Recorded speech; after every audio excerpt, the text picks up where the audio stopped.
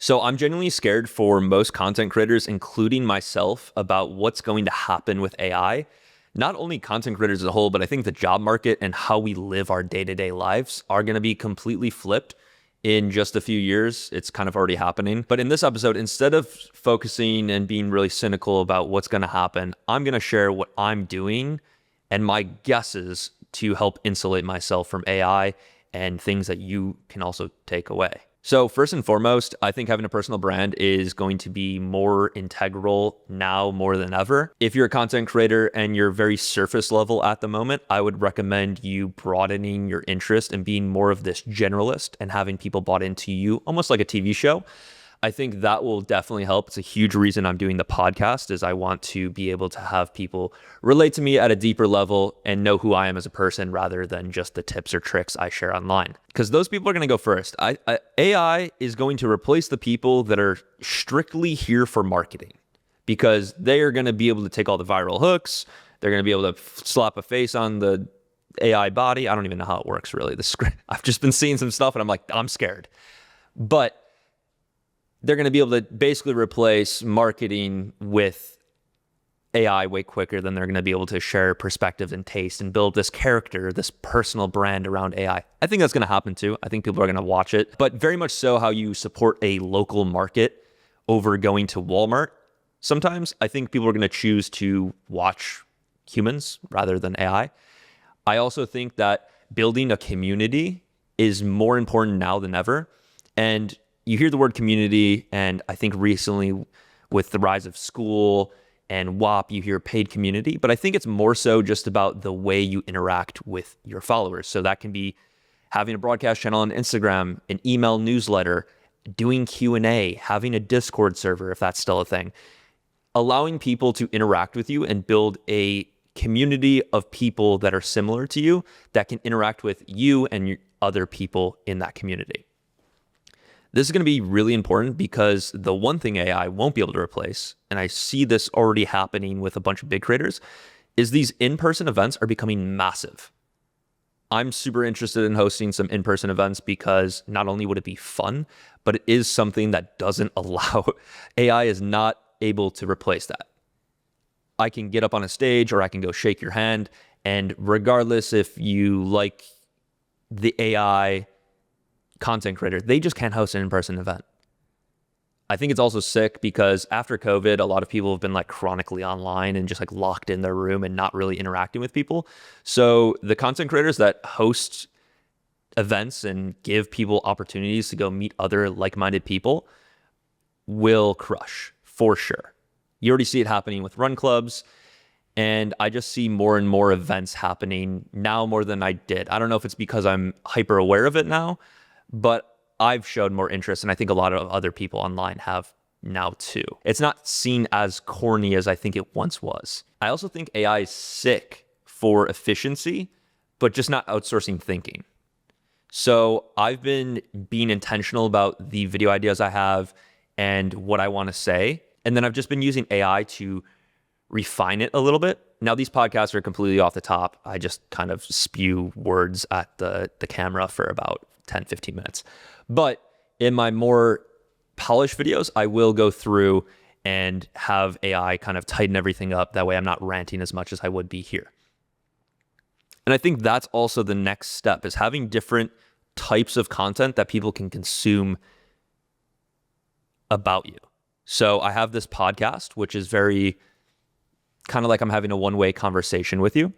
My YouTube videos are a little bit more polished, and I also do some vlog stuff, which is cool because it allows me to express a thought or a concept a little bit more tightly, but then also the vlogs allow me to express myself creatively and share what I'm doing on a day-to-day basis. And then I just recorded a few Instagram Reel videos today that are a little bit more raw. That was fun because I was kind of just having more fun with it. I was just like joking around and being more human and cracking jokes and being silly. And that honestly felt a little weird because I haven't done that in a while. I haven't expressed that side of me. But I realized that so many people are taking content and business so seriously now that it's like so refreshing to just have a fun video and just be fun. And just like, I think everyone has that side of themselves.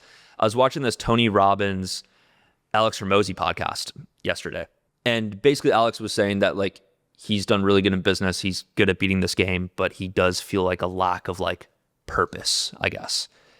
And Tony was like, yeah, it's because you're this analytical version of yourself all the time. Like you're just like so locked in on being the best that you don't allow yourself to enjoy your life. And he's like, he named that version of Alex Analytical Alex.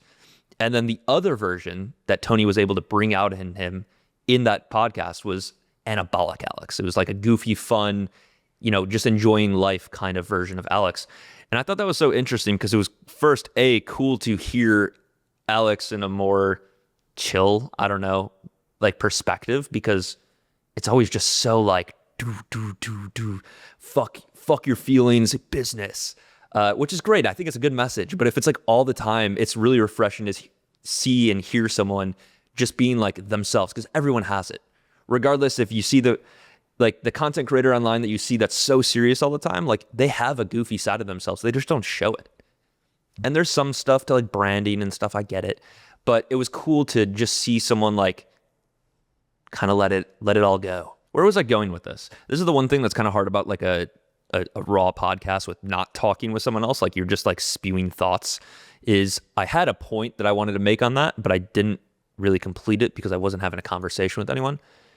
Anyways, that's something I'll probably get better at over time. But anyways, I was kind of just joking and sharing advice, but also just being myself, like the version of me that's like around my friends, my Anabolic Alex. I was trying to think of a word that's like anabolic for Brian. Brian. That's what it was. There was this guy yesterday that I was doom scrolling on Instagram after I got my work done. I was doom scrolling, and there's this kid that lives with his parents, and he like runs. Like he just runs. I don't know his name. If it's interesting, I'll bring it up in another episode. But I don't feel like pulling on my Instagram and getting distracted right now. He just runs places, and he's like just like so raw and authentic, but like funny, that it was just like his videos were contagious to watch. And he didn't have like anything that he was like selling, and it just like felt like social media, and I don't know, it just felt real. And that's where AI is just going to have a hard time. I genuinely think like it's going to be able to imitate stories and things. Like if you wanted to make a clone of me, you probably could, but to be a unique person, AI is going to have a hard time. That's why I've been telling all my students, and trying to tell myself this too, is like share the unique perspectives or takes that you have that like are like hot takes. Like I think hot takes are good. I think they're only become more and more important, which can be kind of a scary concept because that might just force people to make like fake hot takes to then get attention, which I think is already happening. But that's the challenge of content creation. What an incredible business that you can just like talk to a camera and make money online. I think we live in one of the coolest times ever, and it's important to understand that while it also feels like the world's ending because of AI. People's jobs are being taken, content creation's being replaced, but also at the same time, it's like it's now easier than ever to do it. So there's some give and take there. I definitely will be voting with my watch hours to watch real people like you and I over AI content. I have yet to like subscribe and follow someone that I know is like completely AI. That's interesting. I haven't really thought about if I would do that. There's for sure been videos where I watched for 5-10 seconds, go to the comments, and I'm like, oh, this person's not even real. That's interesting. But would I willingly watch someone if I knew they were AI, but they were interesting? I don't know how I feel about that morally, honestly. I think yes, very circumstantially. But most of the time, no. You can also fast forward this like 5 years and it's like all content ever is AI. Hopefully not.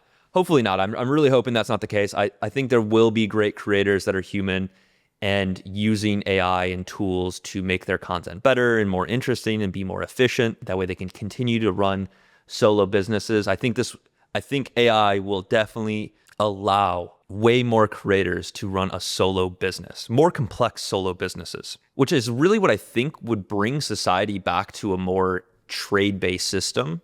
And what I mean by that is right now, there are, a lot of companies, but way less companies than humans, right? So, you might work for a company that has 15,000 employees. Back in the day, it was very much so like everyone was kind of an entrepreneur. And I think content is going to allow a lot of people to become that entrepreneur. And we're going to go back to like having more tight and condensed companies, because I can imagine how unfulfilling it would be. And I think this is reflected in the happiness levels and depression levels of our society. Is it's probably pretty not purposeful to be the customer support person for the specific product line for this company that sells 100 different products. You're like such a little cog in the overall machine that like what you do on a day-to-day basis doesn't feel purposeful. And that's tricky, because I think I deal with struggling with purpose and stuff. And I think on a day-to-day basis, I have a huge impact. I'm able to help creators. I try to put out good content. And I definitely have, because I've gained such a following teaching people how to edit. And now I'm teaching people how to create content. And I've had a huge impact on the world, which is kind of weird to say out loud, but it's true. And even knowing that, it's hard to realize. So I can only imagine how unpurposeful it feels to be such a small cog in the wheel. And with AI and the tools that allow you to build smaller, condensed businesses, I think there'll be more people empowered to fulfill their purpose and serve the world, which is a really cool and positive way of looking at AI. I hope that's how it goes. By the way, if you ever have the opportunity, I think it's Illinois only, to get Papa Nicholas coffee, I would highly recommend it. It's my favorite coffee brand. I make some cold brew every single morning, so it's really good stuff. Anyways, that's my perspective on AI at the moment. It'll probably change over time. Almost guarantee it will. But I'm hopeful, so hopefully you're hopeful too. Peace.